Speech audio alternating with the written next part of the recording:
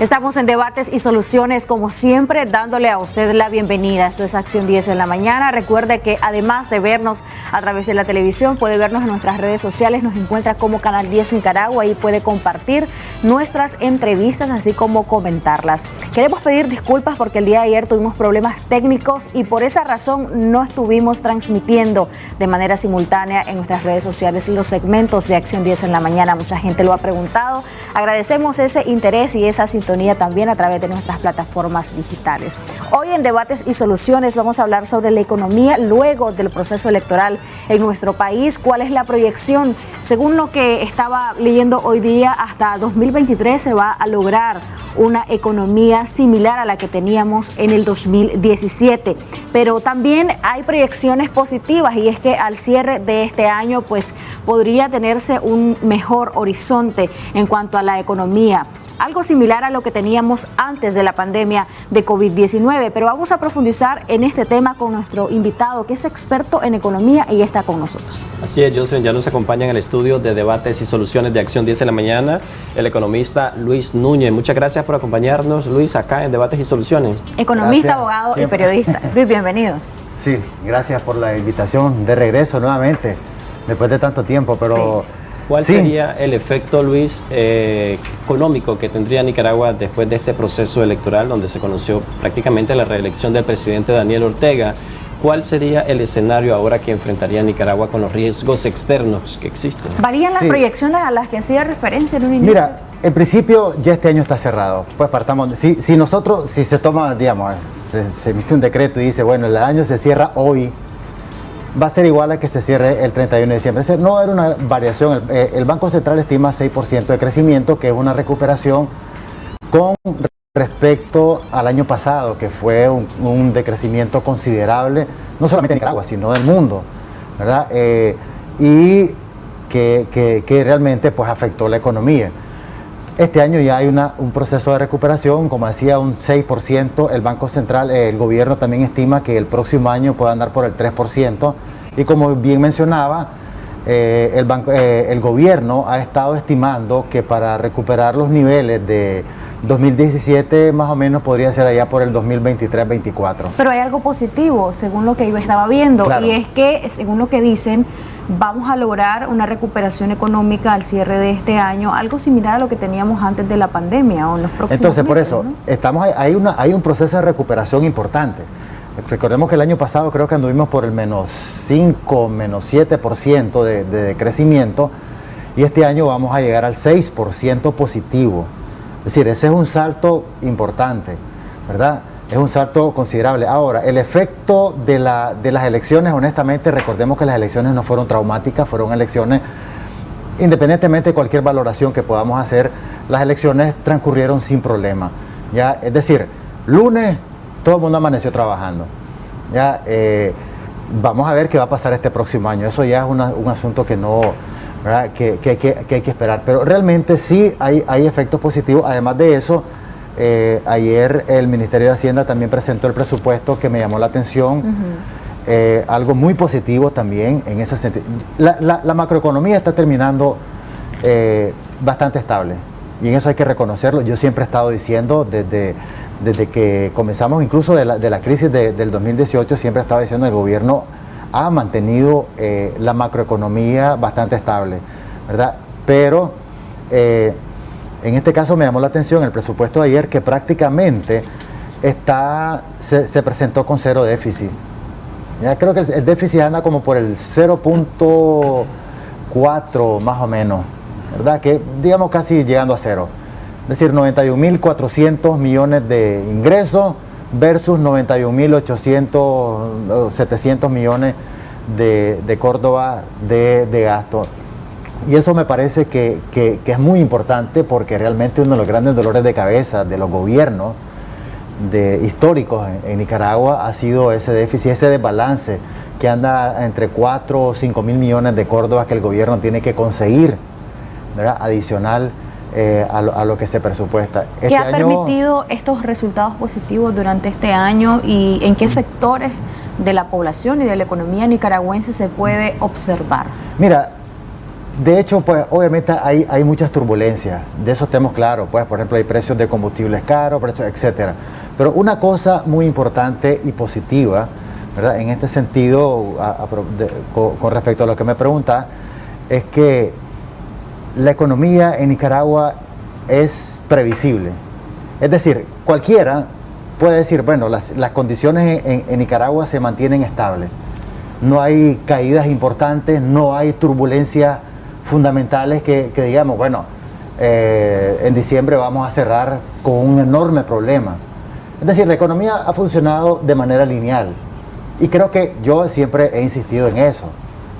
Puedo ser crítico en muchas cosas, pero en la macroeconomía yo siempre he insistido en que se ha mantenido muy estable, ¿verdad? En ese sentido. Y creo que eso es muy importante porque realmente de ahí se devienen algunas cosas. Como decía, hay otras cosas que también el año lo estamos cerrando un poco complicado, ¿verdad? Como decía, ya en la parte de la microeconomía. Sin embargo, el presidente Ortega, a través de las autoridades del Banco Central de Nicaragua, afirma que podríamos estar creciendo este año 2021 con un 8%. Sin embargo, para los próximos 2 años se prevé de parte de los organismos internacionales una ralentización de la economía. Es decir, podríamos estar creciendo entre 2.5% a 3.5%. Sí. ¿Eso conlleva también a un riesgo externo? Mira, no necesariamente. Cuando hablamos de una ralentización, que es lo que se ha previsto, y el gobierno está claro de eso, por ejemplo, hoy crecemos 6-8%, ¿verdad? Y el próximo año bajamos a 3%, eso no quiere decir de que sea un gran desplome, digamos, de la economía. Es el resultado normal, porque recordemos, como ya había mencionado, venimos de un año totalmente oscuro, de un decrecimiento de alrededor del 6% el año pasado. Entonces superamos primero ese umbral negativo y comenzamos un crecimiento positivo este año. Sin embargo, ya la economía el próximo año, que comienza a acomodarse, ya después de todo esto ya vamos a comparar este 6% positivo de este año 2021 con el desempeño de la economía el próximo año, que ya más o menos ya va a ser un comportamiento tendiendo a la estabilidad. Este año, como decía, estamos saliendo del hoyo, ¿ya? Y es lógico que el crecimiento, toda la economía mundial está teniendo un repunte enorme, ¿verdad? Estamos saliendo de crecimientos de alrededor del 7-8% a nivel mundial, que es considerable, y este año se están esperando crecimientos positivos alrededor de lo mismo. Entonces, es decir, este año es el año de salir del hoyo. Y el próximo año es el año de la estabilidad, donde vamos a ir viendo ya comparados con año positivo versus año positivo. Los retrasos en las cifras macroeconómicas que ha venido presentando el gobierno con varios meses de retraso, eso crea desconfianza entre la población nicaragüense para ver si realmente estamos teniendo un crecimiento adecuado a las cifras oficiales. Sí, mira, y aquí retomo una frase de Rubén Darío: ser sincero es ser potente, ¿verdad? Yo creo que esa es una de las cosas que el gobierno... Y esa falta de sinceridad también ha incidido en la atracción de inversión extranjera directa, porque los inversores requieren de números reales. Mira, la inversión extranjera también tiene un comportamiento, no solo, por ese lado a lo mejor no sabemos si el gobierno da la información completa a los inversionistas. No sé, pues a lo mejor un inversionista pide al gobierno toda la información. Recordemos que las empresas tienen también sus secciones de inteligencia, que son los que están monitoreando la situación de cada país.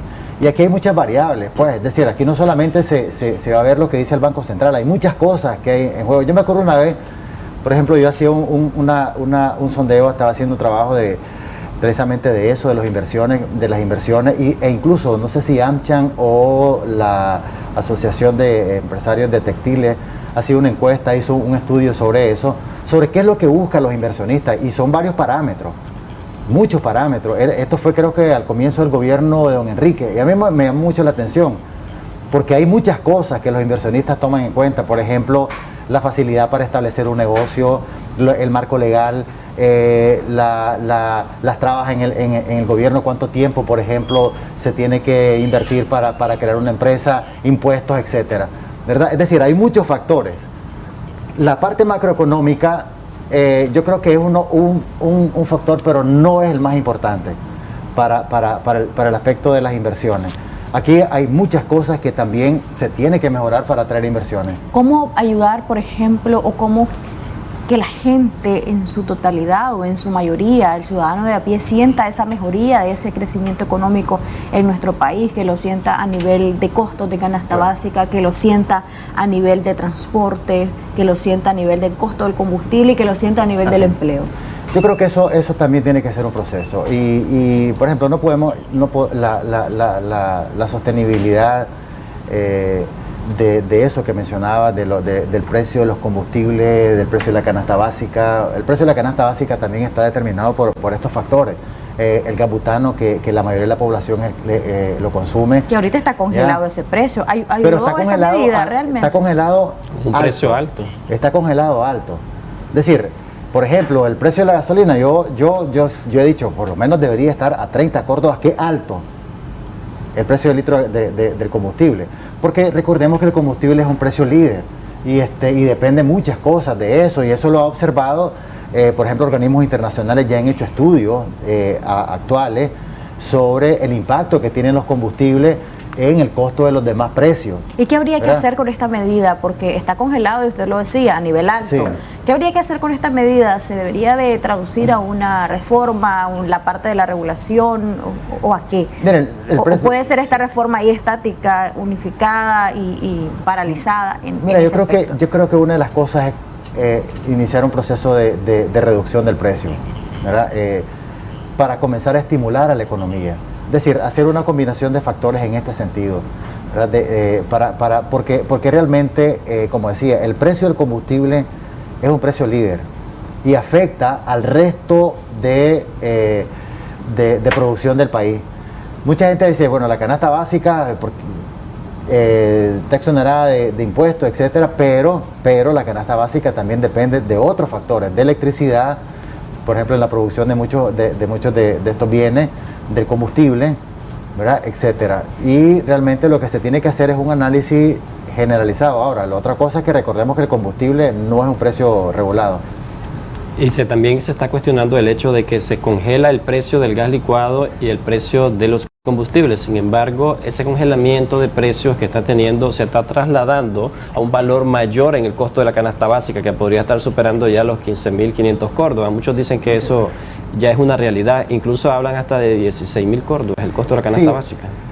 A ver, la canasta básica... Se congelan estos dos productos, pero la canasta básica sigue aumentando. Sí, el tema de la canasta básica pues es un tema de una discusión, porque hay muchas cosas, pues hay muchas aristas. La canasta básica ya dejó de ser, digamos, una canasta básica, pues solamente una referencia de precio, porque dentro de la canasta básica no está, por ejemplo, las mascarillas, dentro de la canasta básica no está todo el alcohol, el aumento en el uso de jabones, por ejemplo, etcétera. Hay muchas cosas. No está, por ejemplo, el tema de las deudas, etcétera. Aquí es un tema combinado: canasta básica, salario, ¿verdad? Y eso no es un asunto solo del gobierno, es un asunto de todos los sectores de la economía, ¿verdad? Entonces, en este caso, me parece muy oportuno lo que mencionabas. Efectivamente, la canasta básica va subiendo. No es la canasta básica, los productos en general van subiendo, porque, como decía, el combustible arrastra todo eso.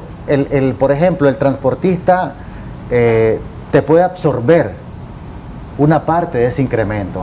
Por decir algo, el combustible sube a 32, 33, y entonces el transportista no sube, pero llega un momento en que, de acuerdo con sus propios costos, dice, así me lo pones a 34, yo sí lo voy a trasladar. Es decir, el empresario de transporte y el empresario en general puede absorber esa externalidad. Esto tendría que ver, porque yo preguntaba, Luis, ¿qué se debe hacer para que la gente sienta ese crecimiento y ese resultado a nivel de los factores que ya mencionaba? Sí. ¿Tiene que ver esto con unas políticas públicas quizá en este nuevo ciclo de la administración del presidente Ortega? Por eso decía, es decir, aquí es una acción combinada, ¿verdad? Tiene que ser una acción combinada de gobierno, sector privado y sector de trabajadores en general, ¿verdad? Porque el gobierno puede decir, bueno, vamos a congelar este precio, pero eso es un riesgo. La regulación de precios es un enorme riesgo siempre en cualquier economía, ¿verdad? Pero se pueden aplicar medidas de gobierno que tiendan, por ejemplo, a bajar el precio del combustible sin llegar a regularlo, ¿verdad? Que son medidas de política económica.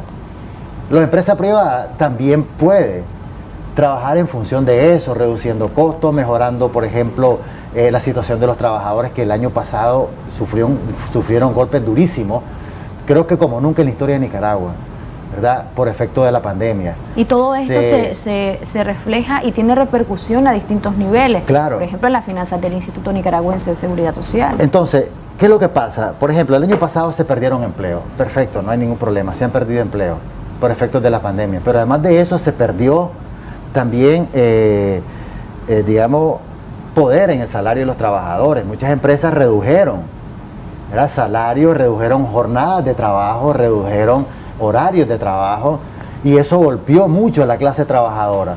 Recuperar eso no es de la noche a la mañana, es decir, recuperar ese empleo perdido, esas horas perdidas para el trabajador, ¿verdad? Y cuando hablo de eso requiere fuertes inversiones, y creo que ahí es donde viene el papel del sector privado también para, en este tipo de acciones, el gobierno tiene que buscar algunos mecanismos tal vez para incentivar al sector privado, para ampliar esa recuperación. Es decir, la recuperación, nosotros cuando dicen las proyecciones de crecimiento son X, lo primero que pensamos es en gobierno, ¿ya? Pero no es el gobierno el que crece, sino la economía, y la economía está en nuestro país, es una economía que está en manos de empresarios privados, ¿verdad?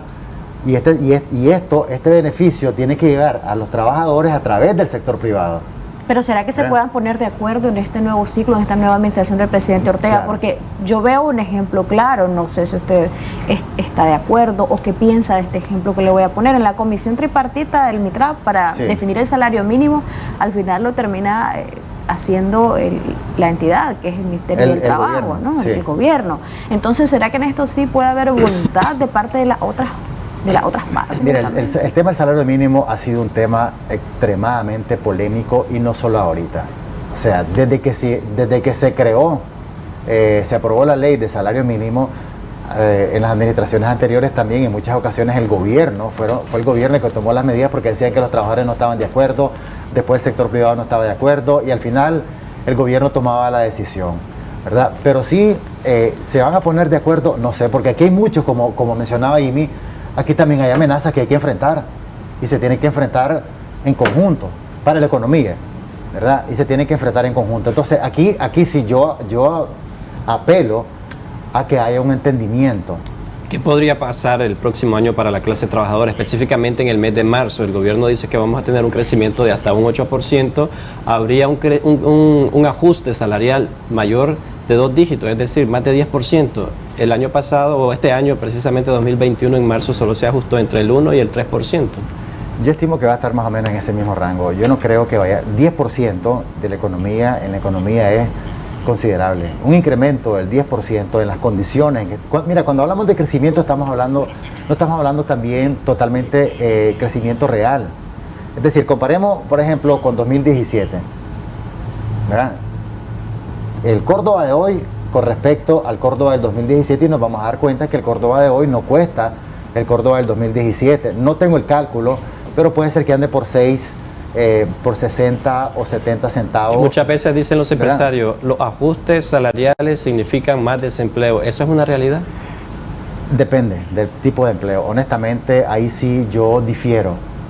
No es mecánico, porque realmente desde hace décadas, digamos, hablamos del 90 para esta parte, el tema del salario siempre, ese tema de aumentar el salario ha estado sobre el tapete, y hay empresarios que se han pronunciado y dicen, hay que mejorar el salario en Nicaragua, hay que mejorarlo. Porque es decir, ¿cómo queremos retener mano de obra? Y yo he puesto este ejemplo, por ejemplo, dicen, un ingeniero se va a Estados Unidos y gana más de lo que puede ganar aquí haciendo lo que hacen allá, pues el trabajo de un obrero. ¿Y qué hacemos nosotros para retener eso? ¿Cuál es el incentivo? ¿Cuál es el incentivo que puede tener un empresario, un profesional bien capacitado, ¿verdad?, bien formado aquí en Nicaragua con respecto, por ejemplo, a lo que va a hacer fuera del país, ¿verdad? Y ese es un tema que amerita, yo he insistido, se tienen que hacer análisis más profundos alrededor de eso para mejorar la situación de los trabajadores. Es decir, aquí no es que el gobierno va a decir por ley que se aumente el salario mínimo. El salario mínimo es el mínimo de los trabajadores también. Es decir, el Estado aquí, o sea, perdón, el salario mínimo, como lo ha dicho siempre los empresarios, no es el grueso de la población trabajadora. Pero ¿verdad? sí de las más vulnerables. Exacto, sí, es vulnerable. Pero, por ejemplo, un profesional, ¿cuánto puede ganar? 200 o 500 dólares, por ejemplo. Ya, con mucha experiencia. 500 dólares es un salario más o menos con mucho esfuerzo alto, y trayectoria. y con mucha trayectoria y esfuerzo, ¿verdad? Entonces, ¿qué estímulo puedes tener con ese nivel de salario? Incluso $1,000 es un salario bajo para un profesional y es casi altamente capacitado. inalcanzable en Nicaragua ganar $1,000 en algunos rubros, claro, aunque seas profesional. Por eso, entonces, ¿qué estímulo puedo tener? Por ejemplo, tener un doctorado en Nicaragua, en cualquier carrera. O sea, ¿qué estímulo puede haber? ¿Cuánto más me va a generar eso? Lo que pasa es que aquí, y bueno, como decía, esto y con más tiempo, yo soy de criterio que aquí nosotros hablamos de la educación, que es el motor del desarrollo, perfecto, pero ¿cuál es el estímulo para, por ejemplo, para tener toda esa preparación académica? ¿Ya? ¿Cuántos doctores generamos nosotros? ¿Cuánta investigación? O sea, hay una serie de cosas que requieren esfuerzo e inversiones. Entonces, cuando hablamos de salario mínimo, entonces ahí hay una enorme limitante. Hablabas también, Luis, de los desafíos que tiene Nicaragua y de algunas situaciones en materia económica. Una de ellas es lo del CAFTA, que sí. Hoy leía, por ejemplo, que muchos expertos consideran que es muy poco probable que Nicaragua sea revisada su participación hasta el punto de considerar que esté o no en este acuerdo comercial. Pero si se llegara a dar esa situación, realmente no es nada positivo para Nicaragua, y ahí es donde muchos inician el debate y la valoración, porque por un lado está la situación política, ya sabemos las opiniones, etcétera, pero por otro lado está el bienestar de los nicaragüenses. Sí. Quisiera que nos explicara un poco acerca de eso. Yo creo que es tiempo, y después de tanto tiempo, tantas décadas, es tiempo de que comencemos a separar la economía de la política. O sea, aquí nosotros hemos hecho economía política, pero no la economía política como tal, ¿verdad? Sino economía y política juntos. Econopolítica, pues algo así, pues. ¿Ya? Y te digo, esto sí va a ser, yo no creo, igual, yo he dicho que no creo que esa vaya a ser la primera opción, digamos, de todo este paquete. Por una razón, nosotros tenemos una visión equivocada alrededor de las exportaciones. Te pongo un ejemplo, pues. ¿Cuántos exportadores de café hay? Y que me corrijan si estoy equivocado en los números, pero por ahí anda el rango, creo que son entre 17, 20 exportadores, ¿verdad? Me disculpa Excam, pero bueno, yo creo que por ahí anda más o menos. Pueden ser más o pueden ser menos, pero detrás de todos estos exportadores, lo que no vemos nosotros es la cantidad de gente que está. Por ejemplo, estamos hablando de alrededor de 30,000 pequeños productores de café, ¿verdad? Que son los que les venden el café a los exportadores. Tenemos una enorme cantidad de beneficiadores, ¿verdad? Tenemos la caficultura genera alrededor de 250,000 empleos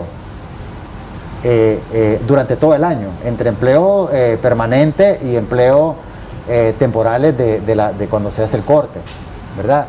Es decir, estamos hablando de una cadena considerable, pero aparte de eso, la caficultura dinamiza el comercio desde septiembre, que ya comienzan a salir los primeros cortes, que se comienzan a dar los primeros cortes hasta que termina ya por enero más o menos, los comercios en la zona cafetalera se dinamizan, hay una fuerte inyección de dinero, ¿verdad? Este es el café, la ganadería. ¿Ya? La ganadería, que genera alrededor de $700 millones, entre todos, ¿verdad? Con todos sus subproductos, carne, lácteos, etcétera, anda por un monto, por una cantidad similar. Son, creo que alrededor de 150,000 pequeños ganaderos, ¿ya? Los que hay en todo el país. Estás hablando también de que hay alrededor de 300,000, es decir, hay un efecto en cadena. Si vos afectas al exportador, que es el que te está comprando ese producto, ¿verdad? Estás afectando a una cadena enorme. Y yo creo que se han hecho estudios, yo no creo que pues digan, bueno, vamos a comenzar con esto. ¿No es viable ir por ese camino? Yo creo que ahorita, no, o sea, no es viable, porque es decir, aquí el efecto va a ser directo. ¿Ya? Porque decir, bueno, ahora, y hay otra equivocación, cuando hablan de que Nicaragua sale del CAFTA, mucha gente piensa, ya nos vamos a exportar a Estados Unidos, a la Unión Europea. No se trata de eso, porque, es decir, Nicaragua puede seguir exportando, lo que va a perder son los incentivos, los beneficios que tiene para exportar.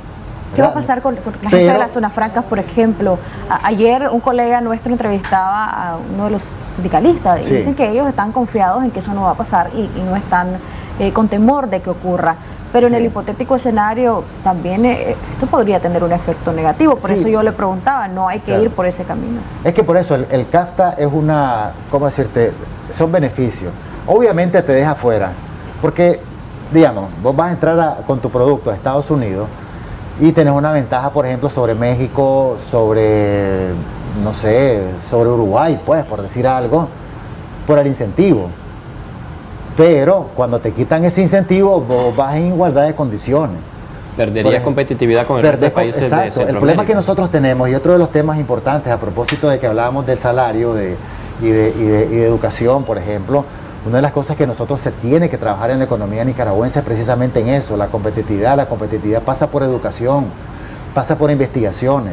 Entonces nosotros no podemos competir con México, por ejemplo, o con Argentina, que tiene niveles de competitividad mucho mayores que el nuestro. Es decir, lo que nos ayuda a nosotros en el mercado internacional son los incentivos. Antes era como nación menos favorecida, con aquellos accesos preferenciales a muchos países. Cuando hablamos un poco sobre los incentivos, ¿qué precio estarían fijando los productores nicaragüenses para vender al mercado estadounidense? ¿Un precio más alto en comparación que lo podría vender Costa Rica, Guatemala, El Salvador? ¿A eso nos referimos? Es decir, por ejemplo, a ver, recordemos que Estados Unidos tiene sus tasas de aranceles para ingresar a Estados Unidos. Pues unos pueden ser del 5, del 10, no sé, depende de cada producto. Eso va a depender de cada producto. Entonces, primero, nosotros tenemos problemas de competitividad en cuanto a la producción. Tenemos rendimientos productivos bajísimos, ¿verdad? Nosotros no somos competitivos en cuanto a la producción. Nosotros somos productores de materia prima, ¿verdad? El valor agregado a la materia prima. El valor agregado. Estamos rezagados en cuanto al valor agregado. Y no solamente el valor agregado, sino también materia prima como tal, pues, por ejemplo, exportación de frijoles, o exportación de otro tipo de producto agrícola. Estamos nosotros, maíz, por ejemplo, estamos atrás de Argentina, de México, por ejemplo. Yo cuando se estaba discutiendo el CAFTA, por ejemplo, yo hice un ejercicio alrededor de los niveles de competitividad, porque decía, no, es que Estados Unidos tiene incentivos para sus productores. Veámoslo desde el punto de vista de competitividad y estamos tremendamente rezagados en ese sentido, ¿verdad? Con respecto a México, con respecto a Argentina. Apartando los incentivos, ¿ya? Los niveles de productividad que ellos tienen son exponencialmente mucho más altos que los nuestros. Entonces, tenemos eso. Entonces, a la hora que nos quitan esos beneficios, que es con los que nosotros nos defendemos, entonces prácticamente nosotros quedamos en una situación de enorme desventaja. Tenemos competitividad en algunos productos, pero por ejemplo no tienen acceso al CAFTA, como el azúcar, por ejemplo. ¿Y traería esto también algún efecto negativo para quienes tienen este acuerdo comercial con Nicaragua, para Estados Unidos, por ejemplo? Pero, ¿O sería mínimo? Sería mínimo porque nosotros no producimos volúmenes, ¿ya? Nosotros no producimos volúmenes como para decir, bueno, el que nos compraba en Estados Unidos, pues ahora va a tener problemas. Puede emigrar a otro mercado. Ya, puede emigrar a otro mercado. Pues es decir, esa es parte, todas esas empresas tienen sus programaciones. Porque puede ser que, por ejemplo, la producción viene un desastre natural en el país donde ellos compran y ese año no compraron ahí, pues. Tienen que ir a buscar a otro país ese mismo producto, ¿verdad? Entonces, en este mismo caso, recordemos que esto es libre mercado. Pero creo que lo más importante, más allá de eso, lo más importante creo que es el efecto que esa sanción podría tener ya hablemos en lo micro, ya no hablemos de lo macro, pues, sino de los exportadores, de los millones que significa, el efecto en la población. Sí. O sea, sí tendría un efecto muy importante. ¿Significaría desempleo para todos los sectores económicos exportadores? Yo preveo que sí, podría haber desempleo, tiene que haber, porque es decir, al perder competitividad, al perder ingresos, ¿verdad? Por efectos de esto, de esta situación en algunos productos. En el caso del café, yo lo mencionaba por el impacto, porque el café tiene un comportamiento diferente, porque el café de Nicaragua es café de calidad, no es volumen. Nosotros no exportamos volúmenes, exportamos calidad.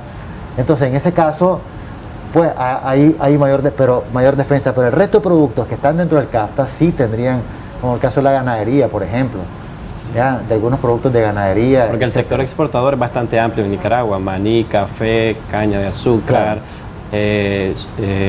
frijoles, entre otros productos. Frijoles, por ejemplo, se exportan, son alrededor de 60, 70 millones de dólares lo que se exportan de frijoles, es bastante. Ahora, también hay que ver el incentivo para la inversión, ¿me entiendes? Es decir, por ejemplo, ¿cuál es un incentivo para exportar a Estados Unidos? Es obviamente el CAFTA. ¿Ya?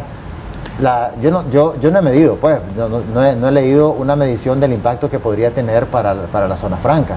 Estamos hablando de 3.000 millones de dólares que exportan ellos hacia Estados Unidos bajo un régimen preferencial.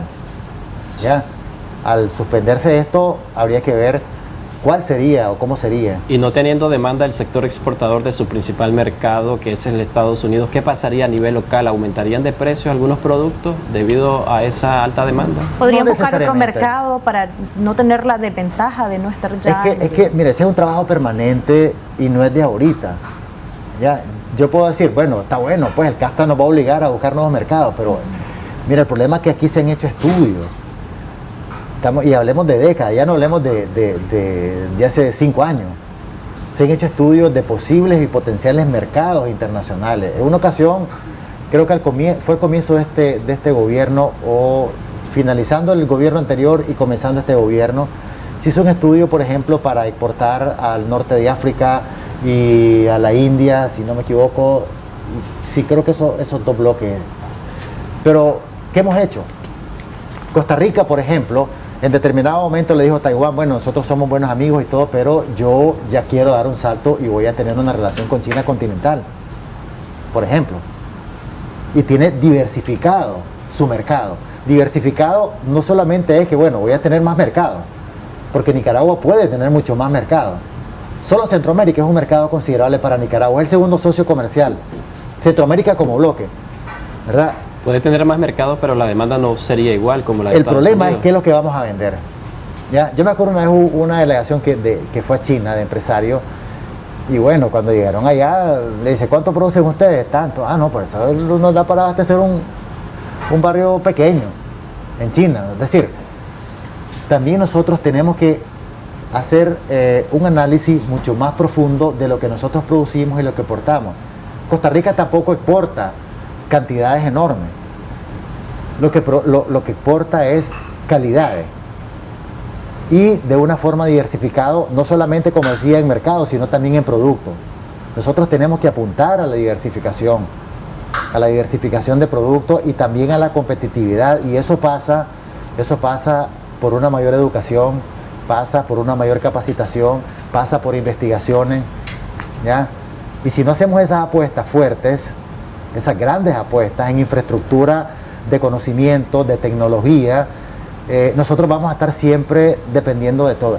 ¿Y el DR CAFTA afecta las importaciones o de alguna manera las bloquea? Igual, siempre va a afectar, porque recordemos que también Estados Unidos es nuestro principal abastecedor de materia prima y de una serie de productos. Es decir, el grueso de nuestras importaciones vienen de Estados Unidos y Europa, ¿ya? Y ahí, pues, obviamente, ya también igual. ¿Cómo quedaría la situación de la migración, por ejemplo, de nicaragüenses? Hay gente que aún está trabajando acá, pero que siempre está buscando mejores condiciones. ¿Estaría incrementando la migración? Mira, en el tema de la migración, yo creo que ahí nosotros estamos a tiempo de frenar la migración hacia el exterior. Nicaragua nunca ha sido un país que se caracterice por los grandes flujos migratorios. Si nosotros vamos hacia atrás, hace unos 2 años para atrás, 3 años, nosotros, incluso en la misma crisis política del 2018, Nicaragua no ha sido un gran emisor en cuanto a migraciones, ¿ya? Históricamente. O sea, no es que no haya, pero por ejemplo, comparadas con El Salvador, Honduras, Guatemala, México, O sea, nosotros estamos lejos, aún incluso con los números de ahora que se habla de alrededor de 100.000 nicaragüenses que han salido en menos de un año, creo. Aún con todo y eso, nosotros no nos acercamos a esos países, en lo mínimo. Entonces, es un comportamiento... que la población nicaragüense es exacto, menor que en esos países. Sí, es menor. No, pero estamos casi como con Honduras, por ejemplo. Y Honduras sí, tiene fuertes flujos de migración. El Salvador es el doble, pero la gente que migra con respecto a Nicaragua es casi el triple. ¿Ya? Entonces, hay que ver cómo se puede detener todo esto en el caso de Nicaragua, porque nosotros, como te digo, no ha sido un emisor de migrantes, ¿verdad? E históricamente. Entonces, ¿cuáles son los factores que están incidiendo en eso? Factores políticos, factores económicos y factores sociales, básicamente. Se pueden resolviendo eso, yo creo que se frena, se podría frenar, no la migración totalmente, obviamente, porque aquí desde siempre aquí han habido migraciones. En Estados Unidos hay ya generaciones de nicaragüenses que viven en ese país, pues. Ya vemos gente incluso en altas esferas del gobierno estadounidense, pues. Es decir, la migración no es que se va a detener. O sea, pero sí mantenerlo a los niveles que Nicaragua ha tenido. Aquí hemos tenido una crisis profunda y la gente no sale masivamente. El gobierno... Si se llegara a la suspensión de DR-CAFTA, podría haber mayor migración. Entonces, por eso decía, cuando ves este tipo de acciones, el efecto multiplicador en la economía va a presionar a la familia, ¿ya? Porque mucha gente depende de eso. Ahora, por ejemplo, mucha gente que trabaja en la producción, trabajan, digamos, en el sector exportador, por decirle de esa manera. O sea, el sector exportador yo lo veo desde la planta, ya que está en el suelo, hasta cuando se monta en el barco.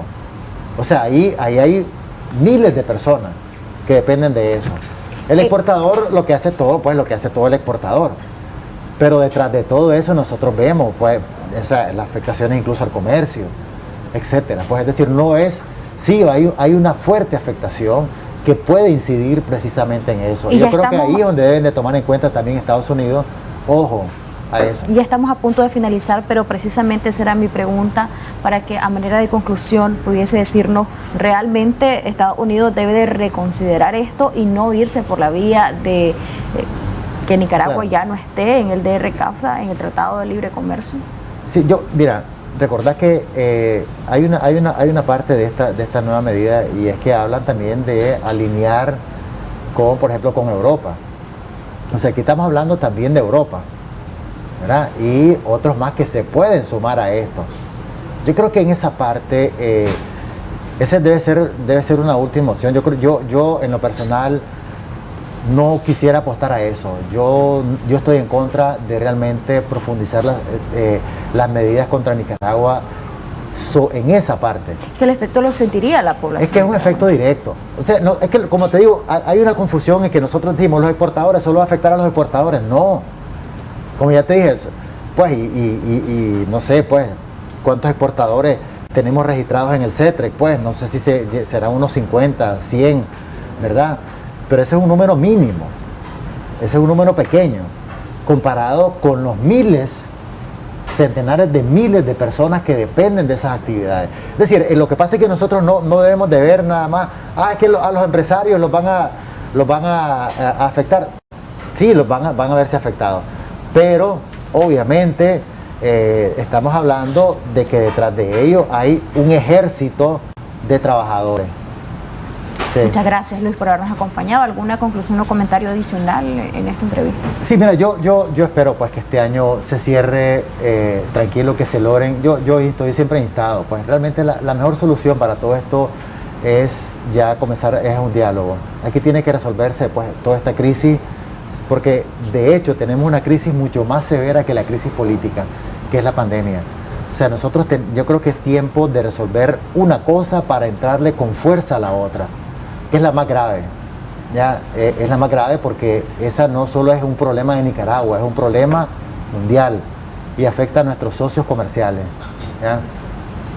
Muchas gracias por acompañarnos acá en Debates y Soluciones, Luis. Siempre es un placer escuchar tus comentarios respecto a temas económicos. Hacemos una pausa comercial, ya regresamos.